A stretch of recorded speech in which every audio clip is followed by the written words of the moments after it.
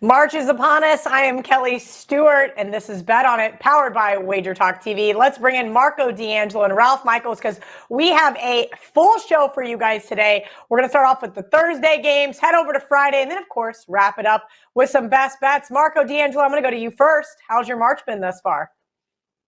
Oh, March has been good. It's been a great basketball season in general for me, Kelly. Both college and NBA. We're hitting 61% on the season. We're up over 100 units for the year. So we're looking to close things out on a strong note, and let's just keep it rolling. Best bets on the show have been good. I might have a big play coming up over the weekend. Full disclosure, I did lose 5%. I've only had two of them all basketball season. I lost one last week, Kelly. Frustrating fashion. We had Miami against Duke Friday night. I was out to dinner with Ralph, and 2 minutes into the game, the big guy goes out for Miami, and they still made a game of it. They had an opportunity to win the game, but you lose your big guy against Duke. Can't get any rebounds, get out rebounded by double digits, you're not going to win a game. So that's. I got a text from a little birdie that he's going to be back for the game against Drake, but we'll see if that comes to fruition or not. Speaking of frustrating, Ralph, we were just talking about before the show. I've got to turn it around. This has probably been the worst stretch I can ever imagine of any sport ever. It has just been a bloodbath for me. I leaned Toledo last night. Boy, did I dodge a bullet. Glad the line moved on that one. They were up 2.5. What can go wrong? Well, you can lose by double digits when it's all said and done. That being said, how's your March been, and what do you have for us this weekend? Kelly, frustrating is certainly an answer for my college basketball season, coming off my worst college basketball season ever. Again, full disclosure, but I do want to say, when we get to March Madness, it's a different handicap. I've never had a losing March Madness here at Wager Talk. Number one in profit the last 2, 3, 4, and 5 years in March Madness selections. And one other note, while we don't have a TNA segment here on Bet On It, Dwayne Bryant and I, with Joe Ranieri as the host, use the Monday college basketball show. The entire show is a TNA segment. We have about 20 plus situations, ATS and over-under, to look at some March Madness numbers. It ended up being a great show, so check that out. I love that. I'm going to have to check that out. Or you could just be a really good friend and email me over all the TNA, nerd short form. Yeah, okay. Maybe I'm asking too much. Busy week for all of us. So let's get to it. We're going to start off with, Auburn versus Iowa. Big time, middle of the road, two teams. We've got Auburn a 1-point favorite, and even some pick'ems starting to pop up here on the Wager Talk odds screen, Marco. Total 152. I have no desire to get involved in this game. I'm not sure what we're going to see from either one of these teams. Both have had kind of rather Jekyll and Hyde seasons, and it makes it kind of hard to trust either one of them. Well, Kelly, I can't disagree with that. They both finished on bad notes. You look at Auburn, they've lost 3 of their last 4. Iowa loses 4 of their last 6. I'm going to look, though, at the last 2 losses for Iowa, and I'm going to say I kind of know why. I think they were a little bit fat and sassy after the 2 previous games. They had that thrilling game against Michigan State, 112-106. They beat Michigan State 4 games back. Then they went on the road, and Indiana, who was playing good basketball, was hot, beat Purdue twice. They went into Indiana and just absolutely steamrolled them 90-68. So what do? The end of the season, final game of the the first game of the tournament, they play Ohio State, and we know how bad Ohio State was most of the season. Ohio State ends up beating them. I think that'll be the wake-up call for them. They did lose the game before that. The final game of the season was against Nebraska, which, if you followed Nebraska down the stretch, they played pretty good basketball. They were pesky underdog in the Big Ten, and I'm just going to look for them to hit the reset button. Some of these teams that, make an early exit in their conference tournament, that gives them a chance to catch their breath, regroup, reset and head into the tournament on a fresh note. They can score points, Iowa. The problem with this team is they don't play good defensively. But I think they can outscore this Auburn team. That's where I'm heading. I think Iowa is the lesser of two evils in this one. I've got Iowa winning this one by 4 or more. Let's go ahead and take Iowa. And as we're seeing the market starting to agree with me, this line is shifting. Take Iowa. Get on it now before they become the favorite.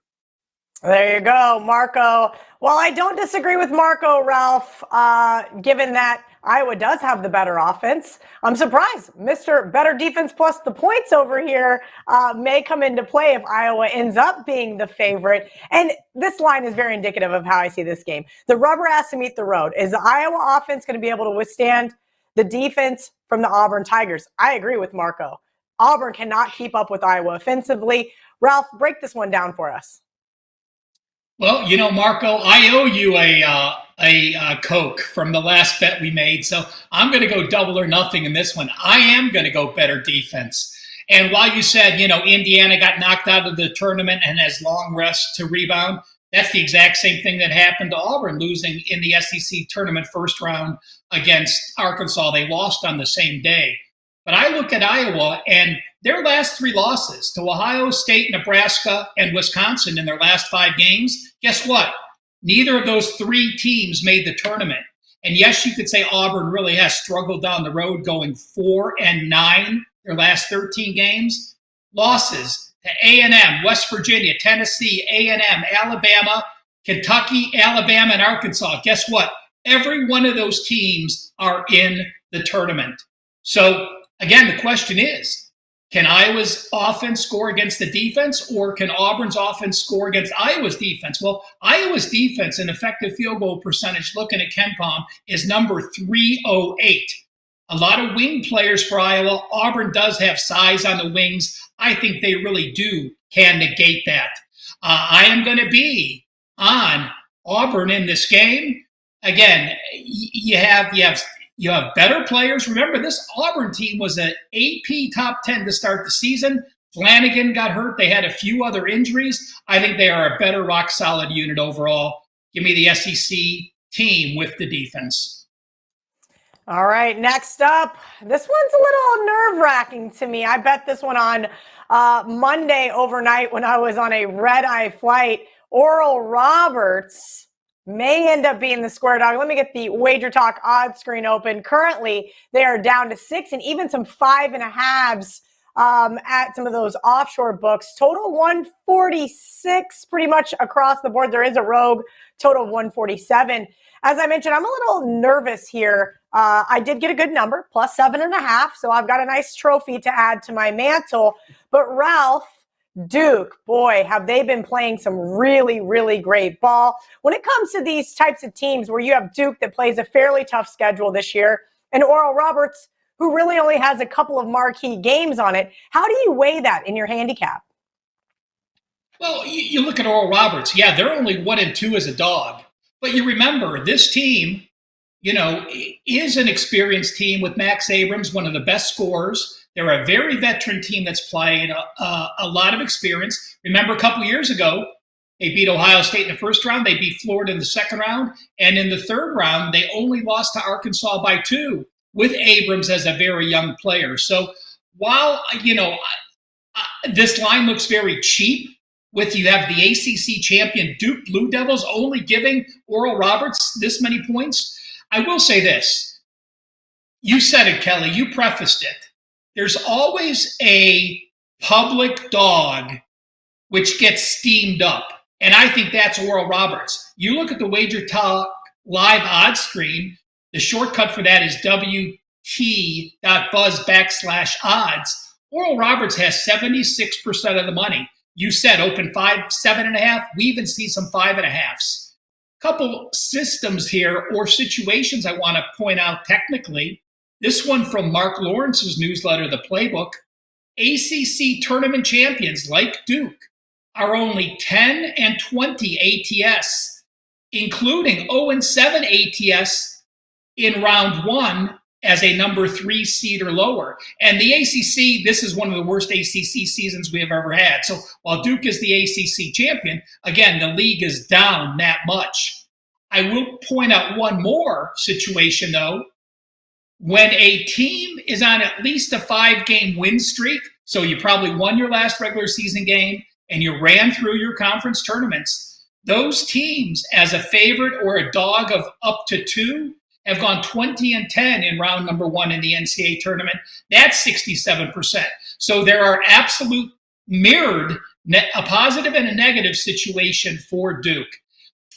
The one thing I will say is this. People get, we know the history of the 12 seed. 12 seeds, I think there's been a 12 seed upset, I think 32 out of 37 years. But I want to go in and say this. Don't get overwhelmed by the seed numbers. Remember, these guys that are sitting in the boardrooms put seeds up, and a lot of times they don't make sense. Remember, a seed that's a 5 seed could be like their 20th or 23rd ranked team, while a 12 seed could be the 48th ranked team. There's not that much of a difference between a 5 and a 12. It looks so much more different when you have that situation. Oral Roberts shoots the threes. Duke does defend the 3 well, but Duke struggles against big 3-point shooting teams. Oral Roberts has averaged over 12 made 3-pointers the last 11 games. They've made double-digit 3-pointers in 9 of their last 11 games. And while Duke has a slower pace, we've seen him put up 96. We've seen him put up 96 against Pittsburgh and 85 against Miami. Oral Roberts, one of the fastest paced teams, one of the highest scoring games. This number in the 145s, 146s, I do like this game over the total. Yeah, I was going to say, this one looks like Oral Roberts, if they can get Duke to run with him, this one could be sky high. Really quickly, from the Barstool Sportsbook Instagram, 12 seeds since 2018 are 16-7 against the spread. So that one helps out a little bit as well. Marco, make this one make sense. I hate being on the side of the public when it comes to March, particularly in the dog roll, just because I feel like that is just the kiss of death. I have a great number here. Your thoughts on this matchup? Well, Kelly, you know how I feel about public dogs, and that is my concern in this game. But I am in camp public dog right now. I can't help it because I'm not as high on this Duke team as everybody else is. Yeah, they got a 9-game winning streak. And as I alluded to at the beginning of the show, I went against them with a big play on Friday. The reason I did that is at the time, they had a 7-game winning streak. You looked at that winning streak, and it was against Notre Dame, Syracuse, Louisville. 3 of the, bottom end of the ACC. And we've already said the ACC wasn't that strong to start with. Then they play a Virginia Tech team that is at oftentimes very challenged offensively. Quality win against NC State. NC State has been a Dr. Jekyll, Mr. Hyde team in the ACC this year. At times, they look like one of the best teams in the conference, and other times, they just were butt ugly. No other way to say it. Then they beat North Carolina. Hey, is North Carolina in the tournament? No, they're not. They went from the championship game last year to not even making the big dance. Then they beat Pitt in the opening their opening game in the tournament. The Pitt Panthers, I'll be talking about them later in the show. Pitt was not in the right frame of mind heading into the ACC conference tournament, and I'll elaborate on that later. The Miami game, I talked about the injury, so that win is flawed as well. And then they beat Virginia. What's Virginia? Virginia's just like Virginia Tech, offensively challenged. That's one thing that Oral Roberts is not. They are not offensively challenged. This team can shoot it against anybody. And yeah, you're going to tell me about the strength of schedule with Oral Roberts. I'm going to tell you this is one of those mid-major teams like we saw several years ago. Butler make a run. We saw Loyola Chicago make a run. You don't see it in college basketball anymore because nobody stays together. This team's been together. They're a veteran team. I agree with Ralph on the over, and I like Oral Roberts, and I think it's a correlated parlay. The higher the scoring this game is, it favors Oral Roberts. So if you like Duke, you're going to like Duke and under. If you like Oral Roberts, you like Oral Roberts and over. That's where I'm at in this one. Officially for the show, give me Oral Roberts plus the points. All right. Well, glad you guys are easing some of my pain. It is kind of one of those things you got to work through when you're on a cold streak because it feels like you may never win another game again. And I usually don't see this during college football season. And you're going to have an ugly loss here and there, but boy, got to get through this one. The last Thursday game we're going to talk about, 9:55 Eastern on Thursday night, Penn State catching 3 versus A&M. A&M been red hot. Oh, excuse me. Sorry. Total 134.5. A&M has been absolutely red hot against the spread and started to finally cool off there over the last week or so. But Penn State has got my eye. They have covered 8 straight as an underdog. 3 points at the current number. Marco, I'm going to kick it back to you, but I'm leaning the Lions here. Yeah, Kelly, I struggled with this one at the beginning because there's a big question here, and it's which way do you want to look at it with Penn State? Do you want to ride the momentum of the Nittany Lions? And you talk about momentum. Here's a team that's on a roll, both winning and covering, and they rolled at the end of the season because they had to. This was a team that was on the bubble. They got themselves in, and they made that run all the way to the Big Ten championship game.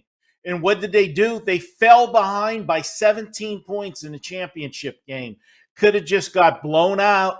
Their resume probably was good enough just making the championship game of the Big Ten to get their ticket stamped. But what they do? They fought back.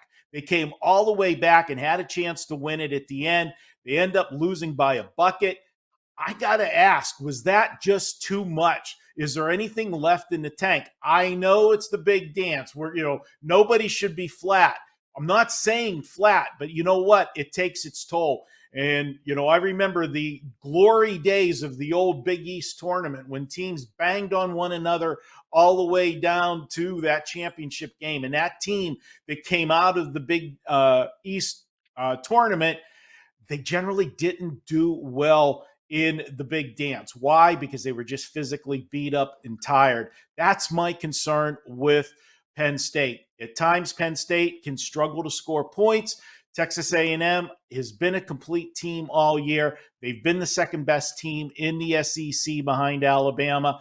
I just think this number is low. And you know me, whenever I say a number's low, it makes me look to the dog because I think it's too inviting to take the favorite. But I'm just concerned that gas tank's running a little bit too close to empty on Penn State. I'm going to go ahead and take Texas A&M in here. Weak vote for me, but I'm on the A&M side. See, and I feel like I can flip it the other way around, Ralph. You got the Aggies who were down early to the Crimson Tide and just never were able to climb out of that hole. How do you handicap what we – sorry, go ahead, Ralph. Well, I was going to say just an embarrassing loss against Alabama. Exact opposites. Both went to their conference finals. A&M off an embarrassing blowout loss. Penn State takes the best team in the Big Ten to the wire in a 2-point loss. So polar opposites. One thing to mention, though, Penn State did play 4 games in the conference tourney with an overtime game, while A&M, which was the number 2 seed, only played 3 with that first-round bye.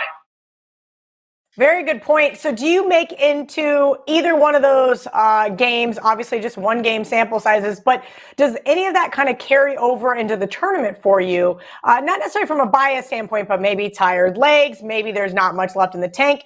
Because I look at that Penn State, like climbing back, crawling back, if you will, showing all that resilience, like, all right, we're going to carry this over into March, where Marco thinks it's a detriment, where I think A&M is more of a detriment. Like, you just got your kicked in the SEC championship. How do you pick yourself back up?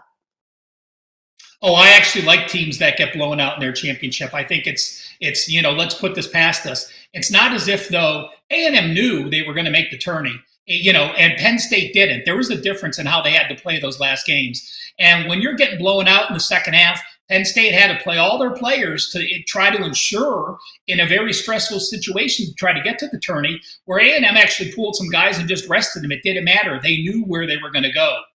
We talked about Penn State last week, and I was wrong with them. I was surprised they pulled the upset against Illinois, but I'm not surprised they went on the run after they got the first win. Why? We know Penn State. one of the smallest teams in all of college basketball. You have a center.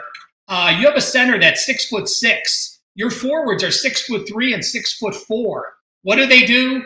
They are a very slow-paced team. Again, I'm going to compare them to the old Princeton team, although Princeton's different this year. Pass the ball around, hit the open three, and they're one of the slowest paced teams at number 313.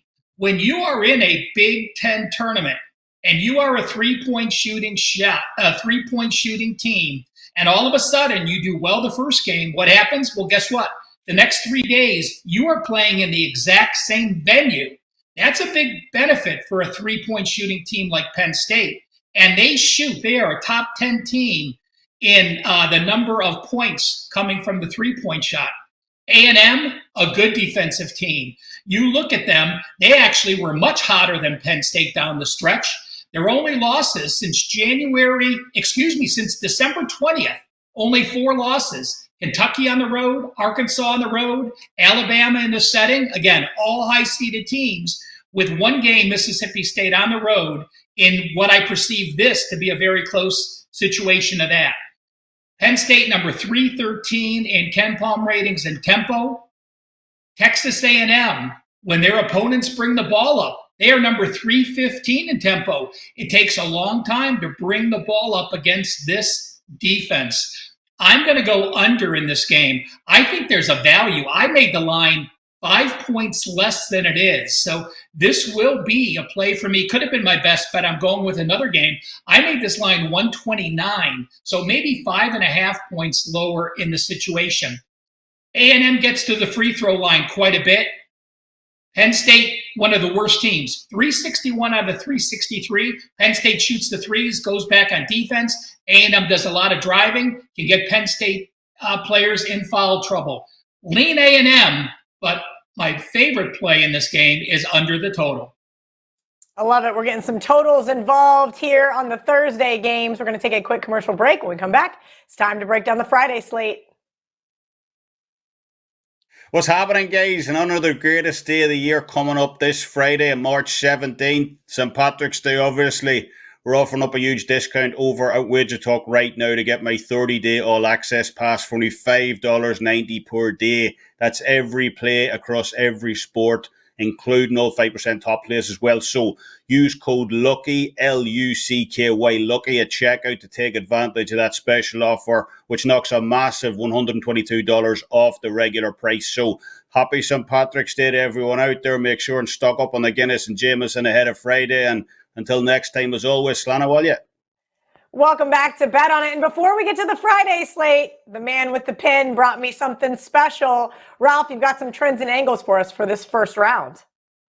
Again, I told you we're not having a TNA segment, but you should at least be aware. What happens in March Madness? Are there more favorites or dogs that cover? Are there more overs or more unders? So I broke it down for the last 5 March Madnesses, and it's been consistent. Favorites have covered 45.1% of the time. So that means dogs have covered 54.9%.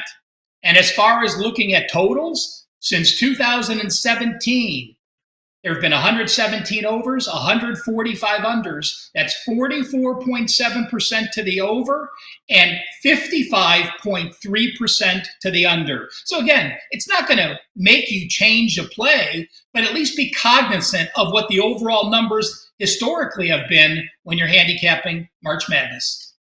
Thank you for that, Ralph.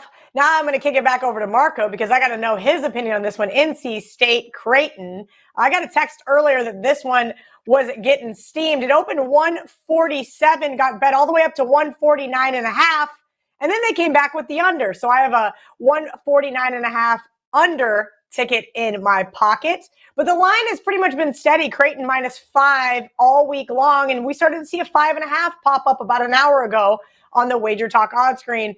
Your thoughts? Yeah, Kelly, and just want to address that steamed one way and then come back the other. So often, and that's something you got to be careful with, understanding, and the new term is head fakes, because when they bring out the lines early, the books will move lines quicker. They are worried about those first bets. They don't want to get avalanche of money. And when they get a couple bets come in on the same side by respected outfits or people, they'll move the line quickly. Well, oftentimes syndicates, groups, whatever, will make that first bet to get the number to go the other way because they know that there's people sitting on their computer screens that all they do is chase steam, and they're going to help move it even more for them. Then they get the number they really want, and that's when the real money shows up. And that's probably exactly what you saw in that one when you saw the steam and then the reverse move.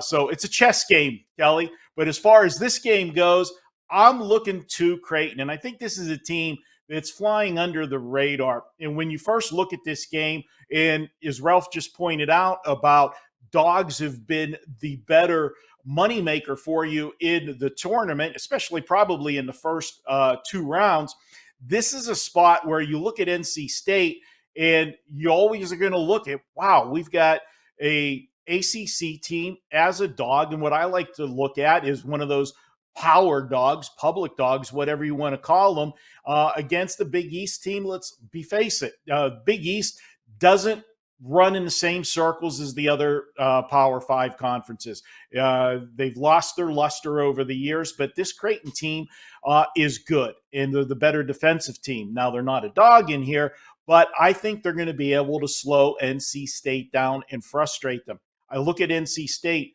They've allowed over 50% shooting in 3 of their last 5 games. Creighton, they've allowed one team in their last 16 to shoot 50% or better. One team. I like Creighton in here. I'm going to lay the points with them. And this is one of those spots where I think, again, looking at the Big East versus the ACC, we're getting a soft number. I have this number higher. I've got Creighton winning this one by 9 or more. So I'm going to go ahead and lay it on Friday. Ralph, that is a bold statement by the man to your right. By 9 or more, do you think that Creighton runs away with this one like Marco does? Well, I lean Creighton. And I'll say this. When they first come out, I thought I might like NC State. But when I broke down Creighton's season year to date, you look, they started 6-0, and then they lost 6 straight games. Well, how can a team as good as Creighton lose 6 straight games? They were an AP ranked team at the start of the season. Well, you lose to Arizona, you lose to Texas, and then one of your best players, your 7-foot-plus center, gets injured, and then he missed the loss against BYU, the loss against Arizona State, and a loss to Marquette. So all of a sudden now you can start focusing that is a much better team. The Providence loss in double overtime could have gone either way. The Marquette loss at home by 2 points, a good game. So I have this Creighton team rated higher than most people do. Better offense, better defense. One issue is this, and part of the reason it's not going to make my card is because NC State with Smith at point guard doesn't turn the ball over. In fact, they're number 4 in the country in fewest turnovers as far as percentage goes. You look at Creighton. Creighton doesn't press at all. Creighton drops back to play defense so the teams can really push the ball against them and really get down and shoot the ball quickly. On turnovers for defense, Creighton is number 336. So again, I'm going to expect NC State to have single-digit turnovers. So when you have one of the best players on the court in Smith, you have a team that isn't going to turn the ball over, is probably going to have at least a 10-point edge on turnovers turned into points compared to the Blue Jays. That's enough to keep me off the game. Like I said, I still think Creighton is the side, the better team. But I will say this. While their top 5 players, while their starters all average double digits in points and can all be the leading scorer on any team, the 6th best scorer on the team is averaging like 4 points per game. So if Creighton gets into foul trouble, it's certainly a live betting situation on NC State, but they've done a good job not doing that, so they do get my lean here. But again, the slightest of leans for me. I'm with you, Ralph. That concerned me about NC State as well. I love those teams that don't turn the ball over. Now, if my own Kansas State Wildcats could just follow suit against Montana State. We're not going to talk about that game, but we're going to talk about the game on it right before Providence versus Kentucky. This one's bet up to 4 now. Total 144.5 pretty much across the Wager Talk odds screen. It's getting bet towards the under. Ralph, I'm going to kick it back to you. I wanted to lay the 3.5 early with Kentucky. Sometimes you snooze, you lose. But as I mentioned in previous shows, the Big East has been my Achilles heel all season long. What do you make of Providence versus Kentucky? You know what? I am absolutely perfect when I use a Kentucky write-up.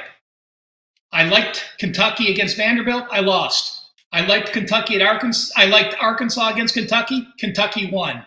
I liked Kentucky again against Vanderbilt in the tournament. Guess what? I've lost 3 straight games on Kentucky. So there's no way in hell I'm using a side play on this game. I will say this. I expected them to get healthier for the Vanderbilt. They didn't get quite as healthy as they thought they would be. Wheeler's expected back. Wheeler, I think, has missed the last 12 games. That's a huge part to this team. But can they gel? Is Wheeler have enough time in practice to be part of this team and get back into the rotation? If Kentucky is healthy with everyone back, I think they should be a 6-point favorite. But they haven't been there, and they haven't proven to me they can do it. Providence on the flip side, you look at that luck factor at Ken Palm. They were number 1 last year. They're high again. They've won a lot of close games, even though they're not expected to win those games. They win the turnover battle. They end up shooting a higher percentage. They get to the free throw line more. So it's a team that has actually done better than their stats show they do. Again, you have Cooley as a head coach. Anytime you have Cooley as a head coach and you're an underdog, he's gone 19-7 in that role of late. But again, I told you I'm not going to give out a Kentucky side because I'd be wrong. But I will look at the total here, and you look at Kentucky again. When you have a lot of injuries, it takes takes a while for that offense to gel. They're a very slow tempo team. They do pressure at half court or even over half court, so opponents are very slow bringing the ball up.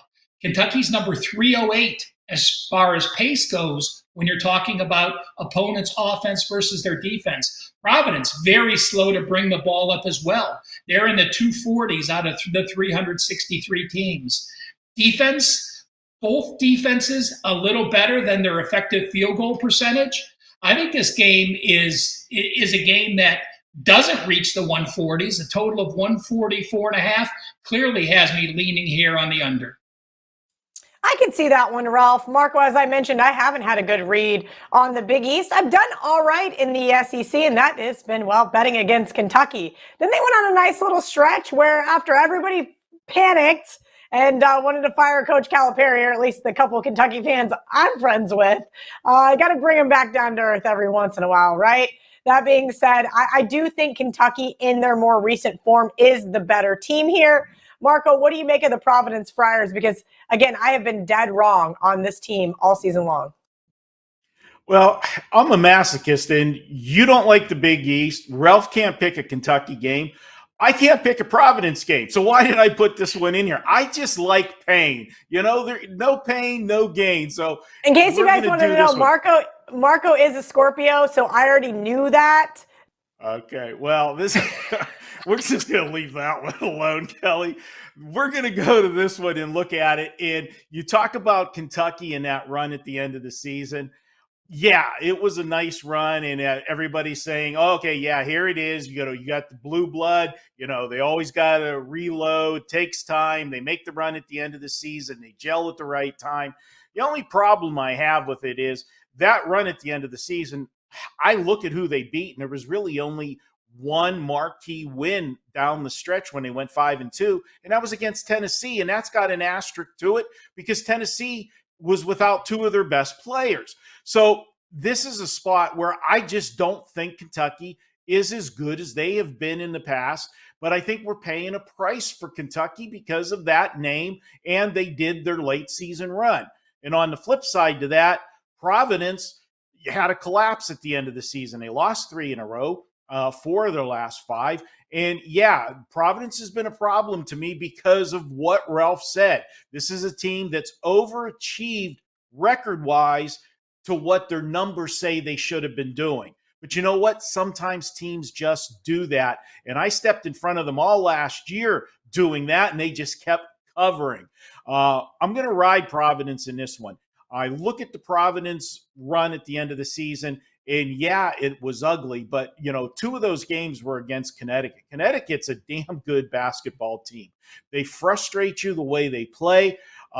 Kentucky is just not that type of team. I think they can trade buckets back and forth, these two teams, the entire game. I don't see either team getting separation. I've got this as a 1 to 3 point game either way. So if I can get 4 points when I see it as, last possession might win this one, I got to go to the dog here, and I'm taking Providence plus the points. I'll hold my nose, close my eyes, and find a way for Providence to stick it to me again, because full disclosure, every time I've stepped in front of them, they've run me over. And a few times that I did jump on their bandwagon, they haven't been that good to me either. So tread lightly, but I got Providence.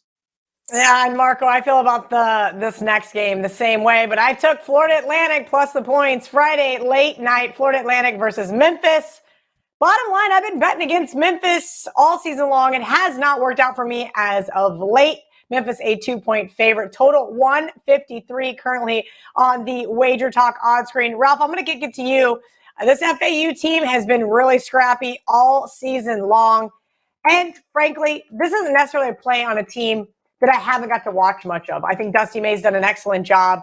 But you know what I don't think's done an excellent job? Yeah, Penny Hardaway. I put that on my TikTok. I got some Memphis fans pretty mad at me, but I do think they could get out coached here.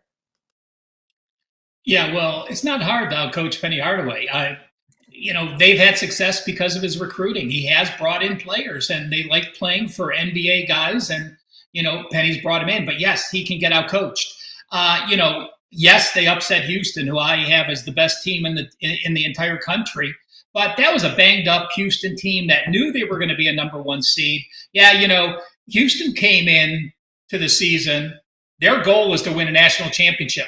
Memphis came in and would be thrilled to win an American Athletic Championship. So there's different continuities there. This is another thing I stole from Mark Lawrence's playbook. I guess it's not stealing if we give him credit, but first-round favorites coming off a win as a dog in their conference champion, like Memphis did in the upset against Houston, have only gone 12-25 ATS since 2000. So we're talking 20 plus years here. And it makes total sense. This line is probably inflated a little bit towards Memphis. I have Florida Atlantic as the better team. You have Florida Atlantic as schedule-wise. You have 31 wins against the number 134 schedule. Memphis 26 against this number 63 schedule. So that actually is a little lean towards Memphis in that. But again, Memphis, one of the fastest paced teams. You have guards that play well. As far as Florida Atlantic goes, they don't pressure. Memphis does. Memphis will cause some turnovers. Now I'm going to lean with the over. And I'm leaning the over because of the tempo and the offenses on both. Both are top 50 as far as effective field goal percentages. When you look at the adjusted efficiency, you have number 31 and number 26. Those offensive numbers both better than the Ken Palm defensive numbers. Again, Memphis number 17 in tempo. We have a total that I think is fair at 153. I mean, this Memphis team scored 75 against Houston. Imagine what they could do against this Florida Atlantic team. So I lean Florida Atlantic, but the stronger play for me is the over in this round. And, whoever thought, Florida Atlantic, I actually think Florida Atlantic is underseeded in this game. I thought they'd be seeded better or by 1 or 2 positions. So that's the type of value you look for. I agree. That is the type of value I'm looking for. But now you've got me looking towards the over there, Ralph. If FAU gets hot from 3, this one could go flying over the total. Marco, what are your thoughts on this one? Well, first of all, I've got so many things rolling through my head right now. One, me and Ralph's on the same page on a lot of games here. That doesn't happen. Me and Ralph are usually bucking heads. So that's that. When Ralph was talking about the total in the over, I agree with that. I just want to throw out, a little thought for me when I get to the tournament, especially in some of these first round games. If I like the unders in games, more inclined to look at the first half with the unders for several different reasons. One of them, Ralph has talked about it before, you get the fouling late in the game. So you're taking that equation, factoring it out, you're getting a truer first half. Also in these games, remember, we're going to be playing in arenas that are large, okay? They're not basketball gymnasiums, okay? The sight lines are totally different. And a lot of times teams come out shooting poorly at the beginning of the game. So if you like an under, that's a built-in advantage for you to take a first half under. For the overs, I'm always looking full game. And the reason being, this is the final game of the season for half these teams. Nobody wants the season to end. And it frustrates me whenever, I've got a dog plus points and they're covering and they keep fouling, even though they can't get there. They're down 7 or 8 with, 20 seconds left and they're still fouling, and then end up losing by double digits and they don't cover the spread. Teams just don't want to give up. So you get those extra points at the end of the game when the clock is not running. So that's just my little public tip for you as far as tournament totals. Now, as far as this game goes, yes. Can I just went to the database while you were talking about that. First round tournament games, and that's a good point. You're going to big arenas and you've not played these sites before and you're not visiting them. I went to the database looking back since 2016. First round games have averaged 64.2 points in the first half and 74.7 points in the second half. So you normally don't have you never have a 10-point split in the totals, but second half scoring in the first round games over 10 points per game more. There you go. Appreciate that, Ralph, and that backs that up some more. So we probably just killed our value because everybody's going to run out and play it. No. That's you guys have to do what I do. If you go bet it mid-show, just log in, stop what you're doing, Marco, and bet it now. This is fun, where I'm looking at Florida Atlantic. This is the wrong team's favorite, plain and simple, okay? Florida Atlantic, again, just like we talked about Oral Roberts, this is one of those teams that, is a mid-major team that is a veteran team. And this team can play. They've been good all year long. Yeah, they play a softer schedule. I understand that. But how much did it take out of Memphis running through the American Conference championship in the tournament, and especially beating Houston, even though there's an asterisk to it because Houston's best player was out of the game, Sasser. I don't care. That was still a big win for Memphis. Yeah, this is the tournament. They're not going to be flat, but it still takes gas out of the gas tank. I'm taking the team here. I'm taking Florida Atlantic. I like them in this game. Several reasons to look at them with this team. Here's a key stat on Florida Atlantic. They are 8-1 against the spread in non-conference games. Okay, non-conference games, if we're talking about them playing in a soft conference, well, they did pretty well when they stepped outside of the American Conference. Florida Atlantic also 7-1 after allowing 65 points or less 2 straight games this season. And I've got them winning the game outright. Wrong team's favorite. Been a nice run for Memphis, but I just think that win over Houston was just a little bit too much, too big. I'm going to go ahead and take Florida Atlantic. And I do agree with Ralph. I think this will be a higher scoring game, but I think the better play is Florida Atlantic. Love it, love it, love it. We are going to take a commercial break. When we come back, it's time for Best Bets. Play ball. Hot off the press, handicappers from Wager Talk, Sports Memo, and The Gold Sheet have collaborated on the 2023 Wager Talk Media MLB Betting Guide. From World Series odds to regular season win totals and everything in between, this year's betting guide features previews on all 30 teams, all 6 divisions, and season-long awards like the Cy Young, MVP, and Rookie of the Year. Each preview contains key roster acquisitions and departures to help you get up to speed before opening day. Visit wt.buzz/MLB23 to download your free guide, and we'll see you in the batter's box. Welcome back to Bet On. It's now time for Best Bets, and I'm sticking with the Big 12. Even though I've been a little cold lately, it's time to turn it around, and it all starts First game, Thursday morning. I know, like 21 hours from now, you guys are going to kill me because it has no time to live on the internet. I'm going to lay the 2 with the West Virginia Mountaineers. I'm getting the much stronger offense in this matchup. I'm getting the better coach in this matchup. I know, Maryland. I understand. You guys had a nice run, and that was until, well, you won only one of your last 4. I get it. But I want to bet on teams that are peaking at the right time, and that is this West Virginia team. I understand they've got to push the pace on Thursday if they want to win this game, but I don't think the Terps can hang. And that's kind of my issue here with what we've seen from them, especially on the road. If you guys have been watching any of my other shows, you know how I've been very bullish on betting against teams on the road in the Big Ten. Maryland is no different. From Mark Lawrence's newsletter, the last 10 times West Virginia has been in the big dance, they've covered 8 first-round games, and that gives me enough to get to the window with them here, -2. Marco D'Angelo, what is your best bet for the round of 64? All right, Kelly, before I get into it, I just want to remind everybody, take advantage of the March Madness special. You can get any capper of your choice, all of their college basketball plays, the rest of the season, just $149. Check that out. Ralph, myself, all of the gang at Wager Talk and Sports Memo. Now, let's get to my best bet. I'm going to go to Pitt. No, I'm not a homer. I got to say that. Every time I make a play on a Pittsburgh game, everybody wants to call me a homer. This is a spot I absolutely love. Now, Pitt, the end of the season, everybody looked at what happened. They lost the final 2 games of the season. Then they got blown out by Duke in the ACC tournament. You know what happened?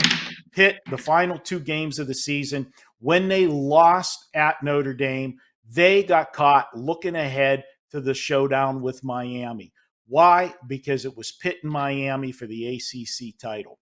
Pitt got caught looking ahead. Then they went to Miami. They still controlled their own destiny.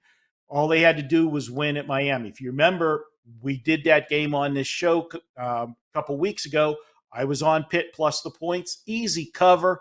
They lost the game by 1. Buzzer beater at the end, rimmed out for Pitt. After that game, the players for Pitt were so distraught because they gave away the ACC title with those final 2 losses in the buzzer beater loss. Coach Capel didn't even let the team come out and speak to the media in the post-game press conference. They carried that into the ACC tournament. They weren't in the right frame of mind mentally, and they got steamrolled by Duke. Duke come out hot, hitting threes, and the game got out of hand early, and Pitt basically just quit in that game. They had to sweat if they were going to get into the tournament. Well, they got in by the skin of their teeth. They got the play-in game. So you say, all right, they got the play-in game. Now they got to play another game. Why do you want them? They barely won. Those are all the reasons I want them. They got back on the winning track. They already got a game under their belt. These teams that play that 11 seed and have to do the play-in, that is, in my opinion, a huge advantage. Granted, they're not going to be playing on the same court, but they've had the same pressure. That was a game already in the big dance. Now they get to carry that momentum to Friday to play an Iowa State team that is absolutely offensively challenged. Yeah, they play good defense. Yes, they play an ugly type game, and it frustrates a ton of teams. But guess what? Look at the game Pitt just played. You couldn't have had a better opponent preparing you for what you're going to get from Iowa State. It was a paint dry game against Mississippi State last night. That game was a 3-point margin, basically the entire game. They kept trading buckets. So you had all of that pressure in that game. That's going to help you in this one. I like Pitt. I think they win this game outright. You're getting 4 points from a team that's offensively challenged, and it's a low total. The total is only 131. That tells you points are going to be at a premium. I'm getting 2 buckets here. Yeah, I'm on the Pitt Panthers. They have been undervalued all year in the ACC. This is a team that went 23-9 against the spread this year. Pitt's not been relevant for some time now since Jamie Dixon left. They're relevant this year, flying under the radar, Pitt's also 8-2 in non-conference games this year, which is always a great indicator when you step outside of the conference. And following a win this season, Pitt's 16-6 against the spread. I'm on the Pitt Panthers. Marco, you didn't say anything about Iowa State, though. I kind of feel like this is one of those interesting dynamics for this season, right? You have good conferences and bad conferences, and those things kind of weigh into it. On the Wager Talk odds screen, I can't believe Pitt's getting 4. Iowa State -4 seems absolutely and utterly terrifying. Do you have any thoughts on that to wrap up your best bet? Kelly, the public perception is that the team that played the play-in game is somehow a much bigger inferior team because they were the last 4 teams to get in. So you have that built in, and the public thinks, oh, you already played a game. That's a disadvantage. The other team's rested. I look at it totally the other way around, and I think you're always going to get a point of value. They're going to tack it on to the team that didn't play. But in reality, it's a benefit for me. I like it. And I think that's why you're seeing this. If this game would have been a normal scheduled game, that they weren't a play-in game, and it was Pitt against Iowa State, I think the line would have probably been 2.5 or 3. Yeah, and that's where I had it. I had it Iowa State -2, so I saw Pitt +4. I thought it was a little off and trying to figure out what I was missing. All right, Ralph Michaels, the man with the pin, brought us some TNA earlier. Now bring us home with the best bet. Well, remember, as Marco said, any capper is 149 for the rest of college basketball for March Madness. If you go to my homepage, Dwayne, Brian, and I have a special that we mentioned on the show, getting us both in a combination. Do check that out. And Kelly cut herself a little short. I've got to give her some props. If you're watching this Thursday afternoon and Friday and Kelly's best bet already has gone, head over to the Review Journal, the Las Vegas Review Journal. Kelly's been in a contest for the last 5 years. Her March Madness, documented March Madness record, 63.1%, and she's won that 2 out of the last 5 years. So congratulations to Kelly on that. We'll see how this year's March Madness goes. I had to look to make sure Marco wasn't going to use St. Mary's as a best bet, so he didn't, so I'm going to use him this time. Tell you what, this VCU team should not be in the tournament. They knocked off Davidson, St. Louis, and Dayton to get here. But this team, again, to me, is an outside my top 60 when I look at my power ratings. Yes, they still force turnovers, but they also give up a lot of turnovers. Yes, they're a defensive team under Mike Rhodes, as you can expect. But you look at VCU's schedule, and playing a top 70 team in the country for the entire season, they've played one top 70 team this entire season, and that was Memphis, and they lost by 15 back on November 20th. This team is completely overrated. St. Mary's could have been a 2 seed before they lost back-to-back games against Gonzaga. Tell you what, Gonzaga was playing with revenge. No St. Mary's system, is not frustrated by that incredible defense and that slow pace. This VCU team will not. St. Mary's will win this turnover battle. St. Mary's defense will suffocate this team that has an offense in the 150 range as far as KenPom goes, as far as adjusted efficiency. St. Mary's runs away with this game. My best bet, and it will be on my client card. All right, Ralph just wanted to talk to me on VCU. So if you guys do go over to the RJ and you see that that was one of the 12 plays I gave, maybe, yeah, that's tough. That's tough. I agree with you, Ralph, in every state of the way, but I was looking more against a play against St. Mary's, and now I've got to reevaluate some of my life choices during this next commercial break. What's happening, guys? And another greatest day of the year coming up this Friday, March 17th, St. Patrick's Day, obviously. We're offering up a huge discount over at Wager Talk right now to get my 30-day all-access pass for only $5.90 per day. That's every play across every sport, including all 5% top plays as well. So use code LUCKY, L-U-C-K-Y, LUCKY at checkout to take advantage of that special offer, which knocks a massive $122 off the regular price. So happy St. Patrick's Day to everyone out there. Make sure and stock up on the Guinness and Jameson ahead of Friday. And until next time, as always, Slánahfuilne.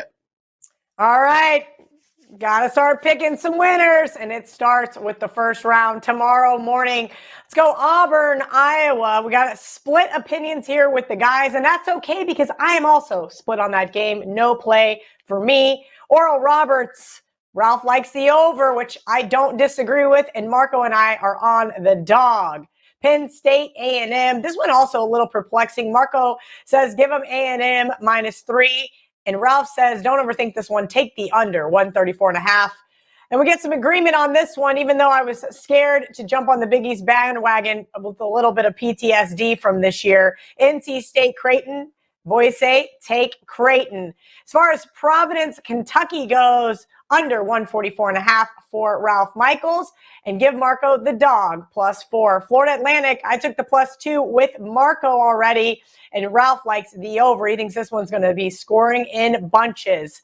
Best bet time, I took West Virginia -2. Marco has Pitt +4. And Ralph Michaels, St. Mary's -4. Thank you guys for hanging out with us here on this beautiful Wednesday afternoon. We did have a big March Madness run. You know, Todd Dewey said I was 63%. In the last 5 years, yeah, I need like 73%. So we're going to hit this one. We're going to hit it hard. We're going to come up with lots of winners and hopefully some of those money line cashes for you guys there at home. From Marco, Ralph, myself. Till next week, let's bet on it.